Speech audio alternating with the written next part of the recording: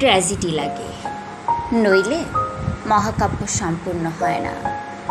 আলপথ তোমাকে চিনত, তুমি কোন বাড়ির ছেলে।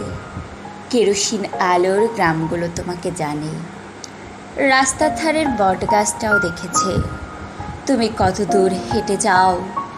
নদী পাড়ের মানুষের কচুরিভুক্ত তোমার নৌকা সাঁতার কেটে এগিয়ে চলে নদীমাতৃক ইতিহাসের প্রতিটি বাঁকে, প্রতিটি পৃষ্ঠায়।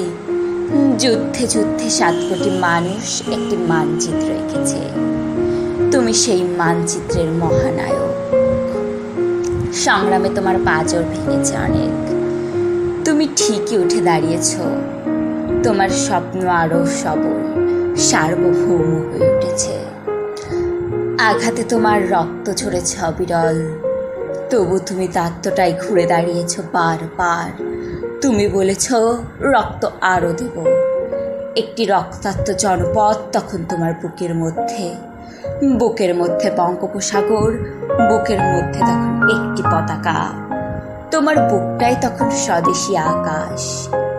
ইতিহাস নিজেই তখন তোমাকে গভীর পর্যবেক্ষণ করছে। মহাকাব্য রচনা করে মানুষ, ঘরে ঘরে উচ্চারিত লোককথায় মহাকাব্য হয়ে যায়।